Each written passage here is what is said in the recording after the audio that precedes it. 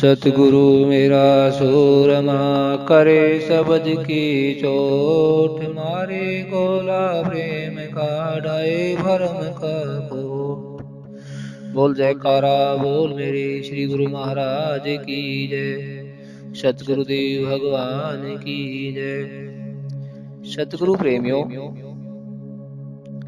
एक बार एक संत महात्मा सत्संग कर रहे थे। उसमें एक आदमी ने प्रार्थना की कि महाराज, मेरे मन में एक शंका है, आप उसका निर्णय कीजिए। वह बोला कि महात्मा जी, मूर्ति पूजा कहाँ तक उचित है? मूर्ति पूजा का प्राय सनातन हिंदू धर्म में ही पाया जाता है। उसकी बात सुनकर वो संत महात्मा बोले, केवल सनातन हिंदू धर्म में ही मूर्ति पूजा नहीं करते, बल्कि संसार में जितने भी मनुष्य हैं वे सभी मूर्ति पूजक हैं। संत महात्मा बोले, आप बताइए कि मूर्ति पूजा किसे कहते हैं? उस व्यक्ति ने उत्तर दिया कि महाराज, किसी देवता या अन्य किसी मनुष्य के प्रतिबिंब को अपने दिल में बिठाकर फिर उसकी पूजा करना मूर्ति पूजा कहलाता है।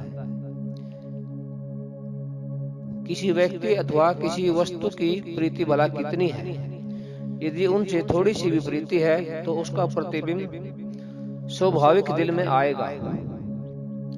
आप जिसे ईश्वर कहते हो, जो निराकार सत्ता है, उसका तो कोई प्रतिबिंब नहीं है। वह परमात्मा होता हुआ भी दिखाई नहीं देता। भला इसके प्रति आपके अंदर कितनी प्रीति है?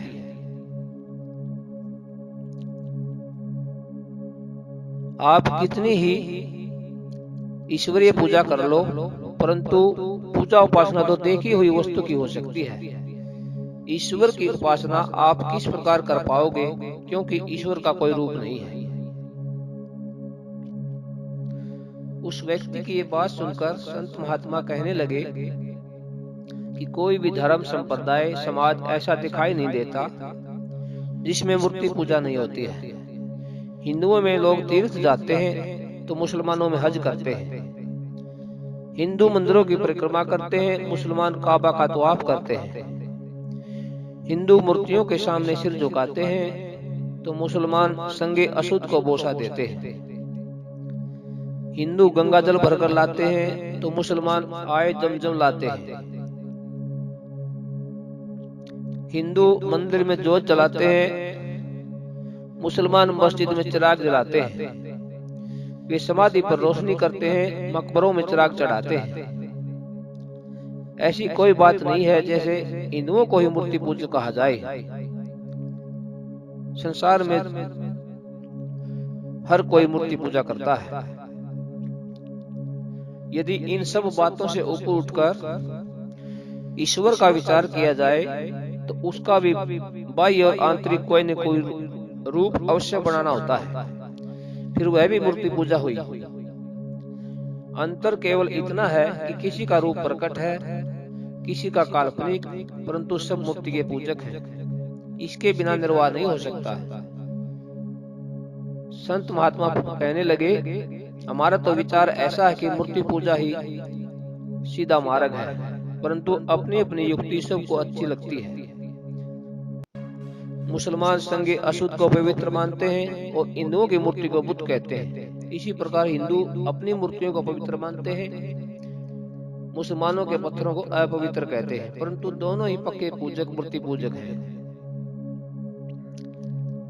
किसी ने स्त्री को मूर्ति बना रखा है, किसी ने धन को, किसी ने आदर सम्मान को। मूर्ति पूजा से स्वतंत्र कोई नहीं है। उदाहरण के लिए रुपए के सिक्के पर उस समय के बादशाह की मोहर न लगी हो तो उसे कोई नहीं लेता और कहते कि ये तो रुपया खोटा है। अब विचार करना है कि मूर्ति पूजा कैसी होनी चाहिए। हमारे पूर्वज जिस मार्ग पर चले थे, क्या हमें भी उनका अनुसरण करना चाहिए? जो फकीर सत्य मार्ग पर चलने वाले हैं, चाहे वो किसी भी धर्म से संबंधित हो, उन सब के विचार एक दूसरे से मिलते हैं। सनातन शास्त्रों में ध्यान का प्रमुख स्थान है। ध्यान के 3 अंग हैं। सतगुरु प्रेमियों, पहला है ध्याता, दूसरा ध्यान और तीसरा है ध्येय। ध्याता ध्यान करने वाला होता है और ध्यान किसी वस्तु का किया जाता है, और ध्येय अंतिम साध्य को कहते हैं। ध्यान केवल समय के सतगुरु की मूर्ति का होना चाहिए, क्योंकि वह वर्तमान समय में आध्यात्मिक पथ पर ले जा रहे हैं। उनसे ही हमारे लक्ष्य की प्राप्ति होती है, उनसे ही प्रेम हो सकता है, उनकी आज्ञा पालन करने से ही हमारा कल्याण है। भागवत पुराण में भगवान कृष्ण ने उद्धव के प्रति कहा कि वेदों में मेरे 2 स्वरूप हैं, एक सगुण और दूसरा निर्गुण है। पहले सगुण रूप को मन में युक्त करो, निर्गुण अपने आप प्रकट हो जाएगा। गुरुवाणी में आता है कि गुरु की मूर्त मन में ध्यान, गुरु का शब्द मंत्र मन मान, गुरु के चरण हृदय ले धारो, गुरु पार ब्रह्म सदा नमस्कारो। तुलसीदास जी ने रामचरितमानस में बालकांड में लिखा है, श्री गुरु पद नख मणि गण ज्योति, सुमृत दिव्य दृष्टि ही होती। तुलसीदास जी कहते हैं कि गुरु चरणों के जो नाखून हैं, उनका ध्यान करने से दिव्य दृष्टि हो जाती है, क्योंकि उन नखों में अनेक मणियों का प्रकाश है। भाव यह है कि गुरु का शरीर भी मोक्ष रूप है। गुरु शरीर पवित्र और माया से परे है। शेष शरीरधारियों को अपने कर्मों के फलस्वरूप शरीर मिलता है। कर्म के अधीन होकर सब जीव संसार में भ्रमण करते हैं। केवल सद्गुरु कर्म भोगने के लिए संसार में नहीं आए, बल्कि वह दूसरे जीवों को भ्रम जाल से छुटवाने के लिए आते हैं। इसलिए उनके शरीर का ध्यान योग्य है। उस सगुण रूप का ध्यान करने से हमको निर्गुण ध्येय की प्राप्ति होगी। सद्गुरु ब्रह्म ज्ञानी, ब्रह्मनिष्ठ और ब्रह्म क्षत्रिय सगुण रूप में होते हुए भी निर्गुण है। जैसे पानी और बर्फ में विशेष अंतर नहीं होता, दोनों एक ही है। बर्फ अपना काम करके फिर पानी रूप हो जाती है। मुसलमान फकीरों ने भी इस तथ्य को प्रमाणित किया है। गर बिजोई जाते हक रासूते मुर्शिद बम्बी, आशिक सो जात मुर्शिद अंदरू सो रोशन बम्बी। इसका अर्थ है कि जाते हक भगवान को देखना चाहता है तो मुर्शिद सदगुरु के रूप में देखो, बल्कि उस रूप पर आकर्षित हो जाओ। इससे तुम्हारे अंदर दिव्य प्रकाश उत्पन्न होगा। दूसरे शेर में भाव व्यक्त किया है, गर तू करती जात मुर्शिद रा कबूल, गर तू करती जात मुर्शिद रा कबूल, हम खुदा दर जातस आमद हम रसूल। क्योंकि रसूल की कोई आकृति नहीं है, वह निराकार है। पहले व्यक्ति को किसी एक रूप में लीन करना होगा। वह आकृति वही हो जो स्वयं मुक्त है, जिसकी वृत्ति शरीर से उठकर आत्मा में लीन हो। इस शरीर में जो अपने आत्म स्वरूप को देखता है, जिसने अपने शरीर को परोपकार के लिए रखा हुआ है, उसके ध्यान से दिल प्रकाशित हो जाएगा। ध्यान का वास्तविक उद्देश्य यही है, क्योंकि प्रत्येक मनुष्य की सुरति स्थूल पदार्थों में और संसार के संबंधों में स्थित हो चुकी है। फैली हुई सुरति अथवा विचार जीव को आवागमन के चक्कर में डालने वाले होते हैं। मृत्यु के समय जीव आत्मा अपने संकल्प के अनुसार दूसरा शरीर धारण करती है। आवागमन से छुड़वाने वाला केवल पूर्ण सतगुरु का ध्यान ही है। भृंगी की कृपा से धरती पर चलने वाला कीड़ा भी आकाश की सैर करने लगता है। ठीक इसी प्रकार भृंगी रूपी सतगुरु की कृपा से शिष्य नाद शब्दों द्वारा 10वें द्वार की सैर करता है। सतगुरु प्रेमियों, कबीर जी फरमाते हैं, गुरु जी को कीजिए दंडवत कोटि कोटि प्रणाम, कीट न जाने भ्रम को गुरु कर ले आप समान। ध्यान तो एक प्रकार का कुआं खोदना है। जब तक पानी नहीं दिखाई देता तब तक खुदाई करते रहना। निराकार जल के लिए साकार कुएं का नक्शा तैयार है। इसी निराकार निर्गुण की प्राप्ति के लिए साकार पूजा, साकार का ध्यान, सेवा और आज्ञा का पालन करना अति आवश्यक है। जो स्वयं सत्यलोक 10वें द्वार के आगे निज घर का निवासी हो, जिसने पूर्ण रूप से सुर साधना करके दयाल देश में घर कर लिया हो, जो शरीर में होते हुए भी देह विमान से रहित है, ऐसे परम पुरुष सतगुरुदेव जी की कृपा दृष्टि तथा आत्मिक बल से सर्वसाधारण जीव सत्य मार्ग पर चलते हैं। उनकी बतलाई हुई युक्ति के द्वारा मनुष्य अपने आप को पहचान कर सद्मार्गगामी हो सकता है। बिना उसकी कृपा के जीव अपने अंतिम साध्य तक नहीं पहुंच सकता। सद्ग्रंथों में महापुरुषों का यही विचार है, यदि ये जीव ब्रह्म विद्या का जिज्ञासु बन जाए तो इससे उत्तम और श्रेष्ठ मार्ग कोई नहीं है। सद्गुरु के मार्गदर्शन के बिना जीव परम पद को प्राप्त नहीं कर सकता। केवल पुस्तकों में बताए मार्ग पर चलने से हम अपनी मंजिल तक नहीं पहुंच सकते। सद्गुरु के बिना भक्ति करना भय से खाली नहीं है। रामायण में भी कथन आया है, गुरु बिन भव निधि तरे न कोई, जो विरंती शंकर संग होई। गुरु के बिना संसार सागर से कोई पार नहीं हो सकता। संसार में आकर जीव को अंतरिम शांति और सुख की प्राप्ति नहीं होती। अनेक योगी ब्रह्मा जी तक सभी आध्यात्मिक आनंद की खोज कर रहे हैं, परंतु दिव्य आनंद गुरु के बिना उनको भी प्राप्त नहीं होता। इसलिए कहा कि चाहे कोई ब्रह्मा जी शिव जी के समान क्यों न हो जाए, परंतु गुरु कृपा के बिना देवताओं को भी उसका रहस्य मिलना कठिन है।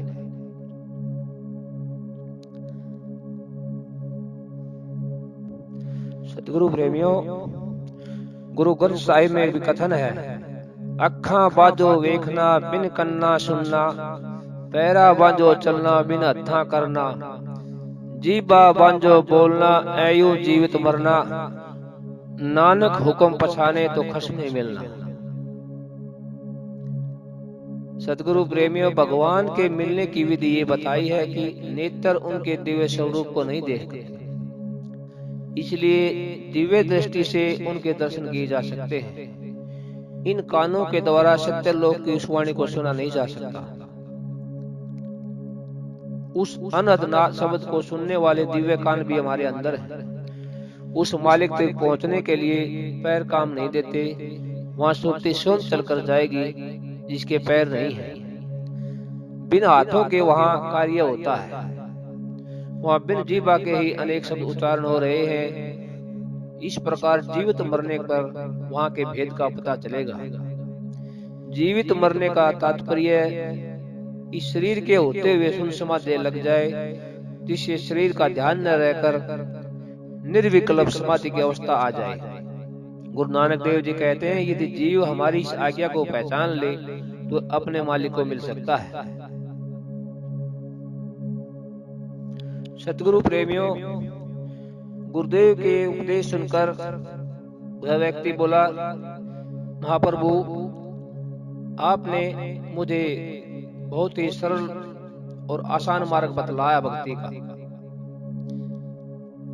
लेकिन मेरे मन में एक शंका है, यदि किसी जिज्ञासु से पूर्ण गुरु की खोज करनी हो, वो कैसे पता चले कि यह अमुक महापुरुष पूर्ण है। उसकी बात सुनकर सतगुरुदेव जी ने उस प्रेम का संशय निवारण करने के लिए एक दृष्टांत सुनाया। दो भाई व्यापार किया करते थे। वे देश विदेश से मोती और हीरे जवाहरात खरीदा करते और बेचा करते थे। कुछ दिनों में वे बहुत धनी हो गए। अचानक एक भाई की मौत हो गई। उसका केवल एक छोटा सा बच्चा घर में था। समय बीत जाने के बाद वो लड़का बड़ा हुआ और घर में धन की कमी को देखकर उसने अपनी माँ से पूछा कि माता, अब मैं क्या करूं? मेरे पिताजी क्या काम किया करते थे? जब उसने अपनी माता से पता चला कि उसके पिता हीरे जवाहरात के व्यापारी थे, उसके मन में भी बड़ी इच्छा पैदा हुई कि मैं भी पारखू बनकर पिता वाला काम करूं। एक दिन वह ऐसे ही चिंता में बैठा हुआ था। उसने सुन रखा था कि एक एक लाल का मूल्य हजारों लाखों रुपए होता है। एक दिन उसने एक दुकान पर कांच के जूठे लाल देखे। उनकी चमक दमक देखकर उसने एक लाल का मूल्य पूछा तो पता चला कि 2 पैसे का है। लड़के ने तत्काल 2 पैसे देकर लाल खरीद लिया और घर आकर अपनी माँ से बोला, देखिए माँ, मैं लाखों की वस्तु 2 पैसे में ले आया हूँ। माता ने उसकी बात सुनकर उसे आशीर्वाद देकर कहा, बेटा तू बड़ा बुद्धिमान है। इस लाल को अपने चाचा के पास जाकर दिखा और उनसे पूछ कि इसका मूल्य कितना है, नहीं तो धोखा खा जाओगे। तुम्हारे चाचा इस लाल का पूरा मूल्य देंगे, इस प्रकार तुम धनी हो जाओगे। उस लड़के ने ऐसा ही किया। जब उसके चाचा ने वह लाल देखा तो वो हैरान रह गया। उसने मन में सोचा कि यदि इसको कहूं कि इसका मूल्य 2 पैसे का है तो यह लड़का मेरी बात सुनकर नाराज हो जाएगा और इसका दिल टूट जाएगा। उसने कहा कि बेटा इस लाल को संभाल कर रखो, यह मूल्य बहुत अधिक है, मैं इसका मूल्य तुम्हें नहीं दे सकता। अभी आप अपनी माताजी के साथ मुझसे खर्च लेकर अपना जीवन निर्वाह करो, कुछ समय बाद मैं इसका पूरा मूल्य दे दूंगा। लड़के ने वैसा ही किया। अब वह अपने चाचा के पास रहकर उनसे काम सीखने लगा। जब वह पूर्ण पारखू बन गया तो एक दिन उसने अपने लाल को परखने का विचार किया। यह देखकर उसको बड़ी लज्जा आई कि यह लाल कांच का एक साधारण टुकड़ा है। उसने तुरंत उसको धरती पर फेंक दिया। अब वह अपनी अज्ञानता पर पश्चाताप करने लगा। बुद्धिमान व्यक्ति अज्ञानी को उसकी भूल युक्ति से समझाते हैं। तब उसके चाचा ने कहा कि बेटा अब तू स्वयं पारखू बन गया है। यदि मैं उस समय कह देता कि ये लाल कांच का है तो तेरा दिल टूट जाता और तुम मुझे ठग समझते। सतगुरु प्रेमियों, इस दृष्टांत का आध्यात्मिक पक्ष है। हमारे प्राचीन महापुरुष अवतार जो स्वयं मुक्त थे, जिन्होंने दूसरे व्यक्तियों को भी मोक्ष मार्ग पर आरूढ़ किया, उन्होंने अपने उपदेश ग्रंथों के रूप में वर्णन किए हैं, जिनका अध्ययन करके जीव रूपी लड़के के मन में ये भावना पैदा हुई कि मैं भी उन महापुरुषों जैसा बन जाऊं। तब उसने अपनी बुद्धि अथवा प्रकृति रूप माता से पूछा, परंतु उसे भी परमपिता परमात्मा अर्थात संत महापुरुषों के सद्गुणों का पूरा ज्ञान नहीं था। उसने इस जीव को केवल यही बताया कि वह ज्ञान के भंडार पूर्ण योगी महापुरुष थे। इस जीव ने ग्रंथों और किसी मार्गदर्शक गुरु से कोई जाप अर्थात लाल ग्रहण कर लिया, जिसको सच्चा समझकर वह जपने लगा, परंतु उसको मानसिक शांति प्राप्त नहीं हुई। तब बुद्धि रूपी माता ने इसे पूर्ण सद्गुरु रूपी चाचा के पास भेजा। उनकी संगत द्वारा ये जीव पूरा पारखू बन गया और उसे ज्ञान हो गया कि संत सद्गुरु पूर्ण योगी और तत्वदर्शी है। उनका सत्संग सुनने से उसे नवीन जागृति मिली। झूठे जप तप को छोड़कर अंतर्मुख होकर आत्मिक आनंद लेने लगा। उस लाल रूपी सत्य स्वरूप को परख लिया। अब इसने ते अध्यास रूपी झूठा लाल फोड़ दिया। गुरु अर्जुन देव जी सुखमनी साहब में कहते हैं, सतपुरुष जिन जानिया सतगुरु तिसका नाव, सतपुरुष जिन जानिया सतगुरु तिसका नाव, तिसके संग सिख उदरे नानक हरि गुण गाओ। गुरु ग्रंथ साहिब में भी वाणी है, जिसका ग्रह तिसविया ताला कुंजी गुरु सो पाई, अनेक उपाय करे नहीं पावे बिन गुरु की शरणाई। इस शरीर रूपी घर में रहने वाला इसका स्वामी ईश्वर है। इस घर में माया रूपी ताला लगा है। केवल गुरु से आदि शब्द रूपी कुंजी लेकर ये ताला खुल सकेगा। इसके अतिरिक्त दूसरा कोई उपाय नहीं है। इस शरीर में रहने वाला जीव को अज्ञान रूपी ताला लगा हुआ है। जब गुरु कृपा करके नाम रूपी कुंजी बख्शेंगी तब यह ताला खुलेगा, सत्य स्वरूप का दर्शन होगा। सतगुरु प्रेमियों, संत महापुरुषों की पहचान यही है कि वह साधक को अंतरिम साधन सुर शब्द, अजप्पा जाप सिमरन और अनहद की युक्तियां बताते हैं। वे स्वयं अंतरिक्ष स्थानों के भेदी होते हैं और जिज्ञासु को वह स्थान दिखा सकते हैं।